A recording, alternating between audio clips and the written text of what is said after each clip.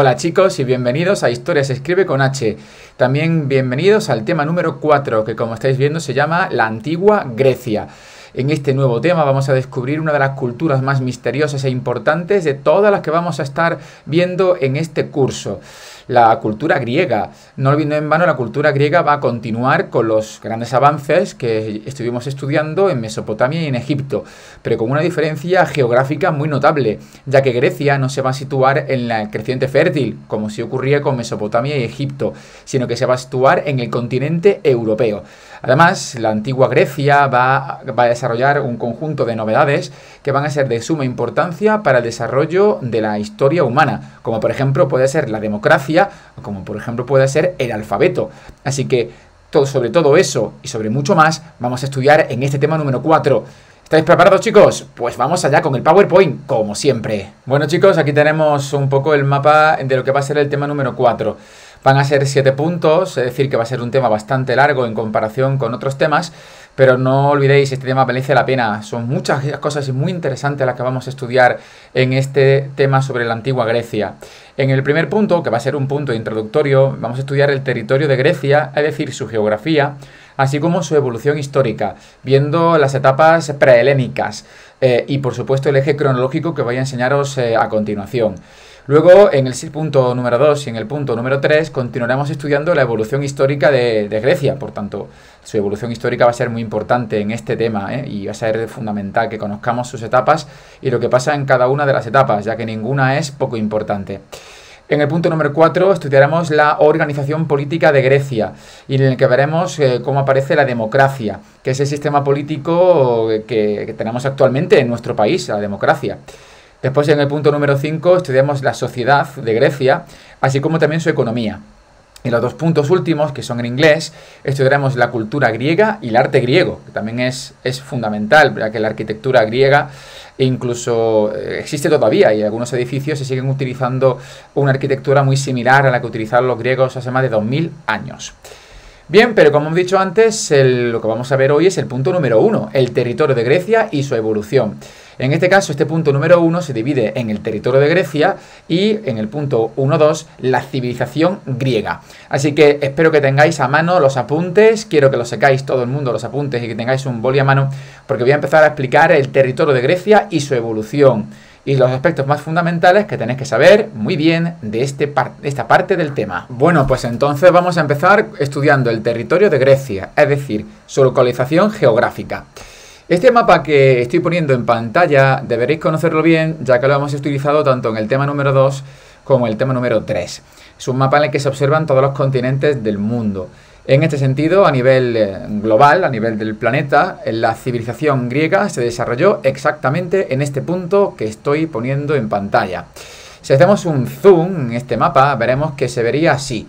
Y aquí estaría más o menos la civilización griega. Como os estáis dando cuenta, la civilización griega se desarrolló en ese lugar llamado Mar Mediterráneo, o mejor dicho, en ese sentido, como estáis viendo, la civilización griega se desarrolló a orillas de un mar que conocéis muy bien, ya que es el Mar Mediterráneo. Además, aunque no se desarrolló en el creciente fértil, se encuentra muy cerquita del creciente fértil, Grecia. De hecho, os lo voy a demostrar. Aquí tenemos Egipto, como hemos ya estudiado en el tema anterior, con su río Nilo y su desembocadura en el Bajo Egipto del delta del Nilo. Y aquí tenemos a Mesopotamia, situada en pleno creciente fértil, entre los ríos Tigris y Éufrates. Bueno, pues fijaos qué cerquita se encuentra Grecia. Y esto no es casualidad, ya que Grecia es heredera directa de los grandes avances a nivel tecnológico y cultural y también artístico, tanto de Egipto como de Mesopotamia. Por tanto, Grecia no rompe con lo que hemos estudiado antes, sino que Grecia es una continuidad de lo que hemos estudiado antes. Pero vamos a ver a Grecia un poquito más en detalle, para que veamos que Grecia se encuentra dividida en varias partes. Aquí tenemos a Grecia nuevamente en otro zoom, en el que se ve con mucho más detalle las partes de la antigua Grecia, así como también sus ciudades. Tenéis que saber que Grecia y la antigua Grecia se dividen en varias zonas. La primera, lo que se conoce como la península balcánica, o también llamada Grecia continental, que será, digamos, la zona más importante donde se desarrollan las principales ciudades y también los principales avances a nivel cultural, a nivel artístico y a nivel tecnológico. Pero también nos encontramos con una Grecia insular, Una Grecia formada por diferentes islas que se encuentran en el mar Mediterráneo, pero en un sector del mar Mediterráneo que se conoce como el mar Egeo. El mar Egeo es el mar Mediterráneo, pero es una pequeña parte del mar Mediterráneo que se conoce así, mar Egeo.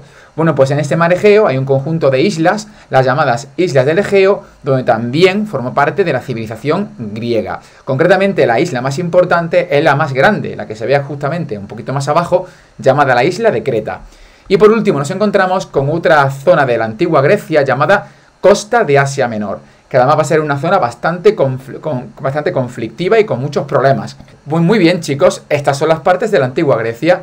Y en su conjunto, tanto la península balcánica como las islas del Egeo como las costas de Asia Menor se conocía antiguamente con el nombre de Hélade. Hélade es Grecia realmente, pero es la palabra que utilizaban los antiguos griegos para definir al territorio donde ellos vivían, la Hélade. Muy bien, chicos, una vez visto el mapa de la antigua Grecia, vamos a estudiar ahora las principales características de este mapa. La principal característica la estáis viendo aquí en el PowerPoint, y es que la antigua Grecia fue un territorio que vivía de cara al mar, es decir, que el mar Mediterráneo tenía una extraordinaria importancia para los griegos, ya que los griegos vivían en una península, que en este caso, como bien sabéis, es un territorio que está rodeado por agua por todas sus zonas, ¿verdad? Vivía también en islas que se encuentran totalmente rodeadas de agua y en zonas de costa, como era también la zona de la costa de Asia Menor. Por eso la navegación para los griegos era fundamental. De hecho, los griegos desarrollaron un tipo de barco llamado trireme que les permitió llegar hasta la península ibérica, es decir, hasta España. La segunda característica es que el territorio de la Hélade era tremendamente montañoso, había mucho relieve, y eso provocó dos cosas fundamentales en la cultura griega. La primera, que los griegos desarrollaron ciudades que, como muy bien sabéis, se llaman ciudades-estado, que los griegos lo llamaron polis, y que polis es el nombre de ciudad-estado utilizado en el idioma griego. Estas ciudades-estado eran totalmente independientes unas de otras, es decir, que todas tenían un gobierno distinto y todas tenían unas leyes distintas, aunque al mismo tiempo cada ciudad-estado tenía también elementos comunes, como por ejemplo la lengua, que es la lengua griega, así como también la religión, que era muy similar. Y la segunda característica que para provocar este territorio montañoso es la dificultad en la agricultura. Y es que los griegos van a tener muchos problemas para desarrollar la agricultura. No tanto la ganadería, ya que la ganadería venía muy bien el relieve y las zonas montañosas para buscar pasto, pero sí la agricultura, ya que la agricultura es mucho más efectiva en zonas llanas. Y en este caso, en Grecia, las zonas llanas no eran muy habituales, por desgracia para ellos. Bien, ya hemos visto todo lo que tenemos que saber acerca del territorio donde se desarrolló Grecia, la antigua Hélade, no olvidéis ese nombre. Por tanto, vamos a estudiar y vamos a empezar a estudiar ahora sí la civilización griega. La primera cosa que tenemos que saber, y ya lo hemos visto, es que los griegos vivieron todos ellos en ciudades que se conocían como polis. Estas polis es la palabra griega para definir ciudad-estado. Y había un montón de ellas, ¿vale? Aquí tenemos en el mapa señaladas algunas de ellas, como por ejemplo puede ser Esparta, como por ejemplo puede ser Atenas, Tebas, Éfeso, todas ellas, todos estos puntitos rojos son polis, ciudades-estado. Todas ellas tenían su propio gobernante, todas ellas tenían sus propias leyes, es decir, que eran totalmente independientes. Algo que favoreció el hecho de tener un relieve transmontañoso, que dificultaba las comunicaciones entre una ciudad-estado y otra. Por tanto, Grecia realmente nunca llegó a formar un país como lo entendemos hoy en día, sino que fueron un conjunto de ciudades-estado que tenían elementos en común. ¿Cuáles fueron esos elementos en común que tenían los griegos? Pues aquí lo tenéis. Tenían la misma lengua, es decir, que todos hablaban el idioma griego, tanto en Tebas, como en Esparta, como en Atenas, como en Éfeso, y también todos ellos tenían una religión similar, una religión que conocéis muy bien a través de las películas, ¿verdad? Personajes como, por ejemplo, Zeus, el dios del trueno, padre de todos los dioses, también Hércules, también seres mitológicos como el Minotauro. Todos ellos fueron parte de la cultura griega y de la religión y mitología griega, que sí que es cierto que era común para todos ellos. Los griegos y la civilización griega llegó a avanzar y se evolucionó durante muchísimos miles de años. De hecho, aquí tenemos las etapas de la historia de la antigua Grecia. El famoso eje cronológico, que como estáis viendo, lo he llegado a dividir en dos partes. Una primera parte que se conoce como las etapas prehelénicas, que son dos etapas o dos fases, la civilización minoica y la civilización micénica, que no pertenecen a la historia de la antigua Grecia realmente, sino que son realmente el pasado, lo que ocurrió antes del desarrollo de la civilización griega tal y como la conocemos actualmente. Por tanto, son etapas prehelénicas, es decir, antes de la civilización helénica. Después nos encontramos con 4 etapas, 4 fases posteriores, que son la época oscura, la Grecia arcaica, la Grecia clásica y la Grecia helenística, que sí pertenecen a la civilización griega, es decir, que sí son parte de la antigua historia de Grecia. Para poder saber bien cómo surge y cómo aparece la cultura griega, tenemos que conocer qué ocurrió antes. Por tanto, vamos a empezar a estudiar en primer lugar las etapas prehelénicas. Pues vamos a empezar con la etapa prehelénica, que como estáis viendo tiene 2 fases, la civilización minoica y la civilización micénica. Estas 2 fases son fundamentales para poder entender el surgimiento de la civilización griega. Como aquí aparece, la etapa prehelénica o las etapas prehelénicas son 2 etapas que no pertenecen a la antigua Grecia, es decir, que no pertenecen a la civilización griega que hemos empezado a estudiar ya, pero son fundamentales para poder entenderlas, ya que la civilización griega surge a partir de esta civilización minoica y civilización micénica. ¿Estamos listos? Pues vamos a empezar con la civilización minoica. En este mapa de aquí podemos observar las diferentes partes en las que se encontraba dividida Grecia. La península balcánica, las costas del mar, las costas del Asia Menor y la llamada Grecia insular, las islas del mar Egeo. Bueno, pues toda la historia de Grecia comienza en la isla de Creta, que era una pequeña isla que se encontraba en el mar Egeo, es decir, en el mar Mediterráneo, y que en el que va a surgir un pueblo en torno al año 3000 a.C. aproximadamente, que va a ser el origen de toda la historia de Grecia. Este pueblo, que se conoce como civilización minoica o cultura minoica, llegó a desarrollar un control absoluto de del comercio y de la navegación por el mar Egeo. Es decir, que los cretenses o los minoicos controlaron al completo el mar Egeo desde un punto de vista comercial, y a ese control sobre el mar Egeo se le conoció con el nombre de talasocracia. Talaso significa mar y cracia significa dominio, control, gobierno. Por tanto, ellos consiguieron un dominio comercial. Eran los reyes y dueños y señores de todo el mar Egeo durante la etapa en la que existió la cultura cretense. Fueron muy famosos también esta cultura cretense por desarrollar un conjunto de palacios donde vivían sus reyes, ya que sí que sabemos que en la cultura cretense estaba gobernada por un conjunto de reyes que tenían su capital o tenían su sede en el llamado Palacio de Noxos, que esta es su reconstrucción, el que estáis viendo en la imagen, ya que en la actualidad el Palacio de Noxos se encuentra prácticamente destruido, como podéis observar. Fijaos, estas son las ruinas del Palacio de Noxos y lo que queda de él, que es bastante bien poquito. También fueron muy famosos los minoicos por sus leyendas y su mitología. De hecho, uno de los animales fantásticos más famosos de la cultura griega es el Minotauro. Según cuenta la leyenda, el Minotauro era hijo de uno de los reyes más importantes de Creta, llamado Minos, el rey Minos. Pues este, al ver horrorizado que tenía un hijo en forma de toro, pues lo encerró en un laberinto que construyó justamente debajo del Palacio de Noxos. Y allí hacía rituales de sacrificio con las gentes y los pueblos que Creta dominaba por toda Grecia, hasta que este Minotauro fue asesinado por un héroe griego llamado Teseo. Aunque esa historia la estudiaremos en clase, así que estad muy atentos a ella, porque os puedo asegurar que es muy, pero que muy interesante. En todo caso, la cultura cretense desapareció en torno al año 1400 a.C. debido a un terremoto gigante que afectó a todo el mar Egeo y que provocó la ruina, la destrucción de los pueblos y de las ciudades que existían en Creta, entrando en una etapa de decadencia hasta su práctica desaparición. Pero claro, el fin de Creta supuso el ascenso de una nueva cultura, de una nueva civilización, que en esta ocasión no se encontraba en la zona de las islas, sino que la nueva civilización y cultura que va a sustituir a Creta en el dominio del mar Egeo se va a encontrar en la península balcánica, concretamente en una zona que se conoce, que se puede ver en el mapa, que se llama el Peloponeso.